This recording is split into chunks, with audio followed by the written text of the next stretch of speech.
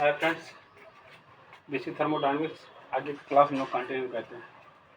जैसे वहाँ पर हम देखे थे अलग अलग प्रोसेस के लिए हीट ट्रांसफर का मान अलग अलग था। इससे पता चला था कि हीट ट्रांसफर जो है वो प्रोसेस वेरिएबल है, पाथ फंक्शन है। लेकिन दोनों का डिफरेंस जो था वो सभी प्रोसेस के लिए सेम था।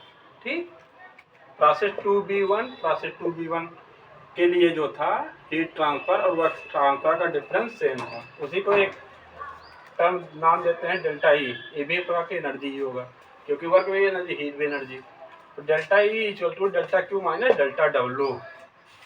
ये तब मिलता हम लोग जब किसी फर्स्ट लॉ थर्मोडायनामिक्स जब किसी साइकिल से प्रोसेस पे हम जुड़ जाते हैं तो डेल्टा ई इसे कहते हैं। आगे तक ये प्रॉपर्टी बन जाता है क्योंकि प्रोसेस पे डिपेंड नहीं कर रहा है।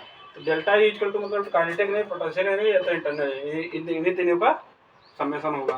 ठीक है, हाँ क्लोज सिस्टम के लिए काइनेटिक नहीं, पोटेंशियल एनर्जी जीरो होगा, निगलेक्ट कर देते हैं। ठीक है, मान लो तो बचेगा केवल हम लोग के पास इंटरनल एनर्जी।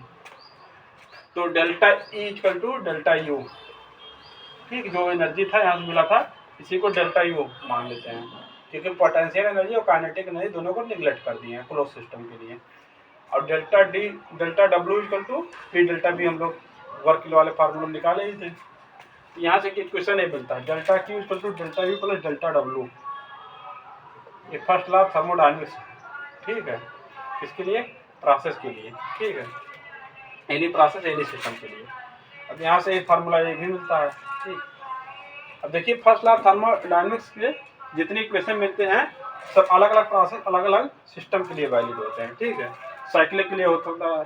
जैसे पहला इक्वेशन हम लोग पाते हैं delta Q equal to delta W for valid cycle और एनी सिस्टम। एनी सिस्टम मतलब कि या तो क्लोज सिस्टम है तो ओपन सिस्टम, किसी के लिए भी वैलिड है।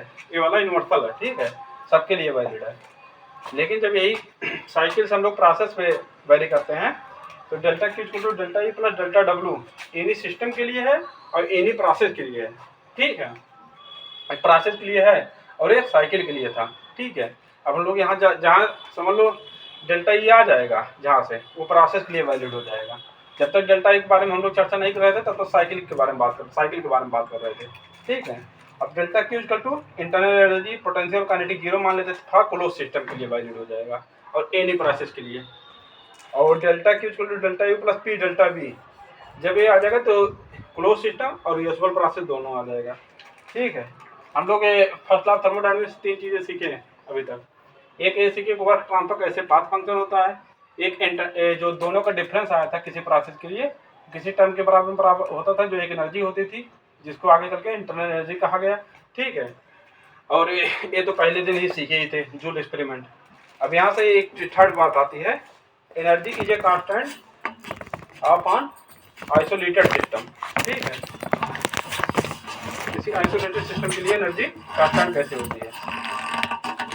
डेल्टा क्यू बराबर जीरो डेल्टा ई जीरो। ठीक है, क्योंकि आइसोलेटेड सिस्टम के लिए डेल्टा क्यू भी जीरो होता है, डेल्टा ई भी जीरो होता है। ठीक है, डेल्टा डब्ल्यू जीरो होता है। तो जब ये दोनों जीरो कर देंगे डेल्टा ई बराबर जीरो, तो E1 बराबर E2। इनवर्स के लिए हमेशा एनर्जी कांस्टेंट है, यहाँ से भी पता चल गया। अब फोर्थ पॉइंट के बारे में आते हैं, perpetual motion machine of kind way. मतलब PMM के बारे में हम लोग सुने होंगे। PMM फर्स्ट टाइप जो होता है, एक ऐसा डिवाइस है, ऐसा मशीन है जिसमें एनर्जी का इनपुट नहीं दे रहे हैं लेकिन वर्क को कंटिन्यूअस प्राप्त करना चाह रहे हैं। ठीक है, जो कि इम्पॉसिबल है। ठीक है, लेकिन ऐसा माना गया है कि मान लो कोई ऐसी मशीन है जिसमें कोई भी एनर्जी का इनपुट नहीं देंगे लेकिन वर्क को कंटिन्यूअस प्राप्त करेंगे। आप ही सोचो ऐसा हो सकता है क्या? नहीं हो सकता है, लेकिन इसलिए हाइपोथेटिकल मशीन है। ठीक है, तो इसकी इफिशियंसी जो होती है सब लोग 100% मार देते हैं, यही गलती नहीं करना है।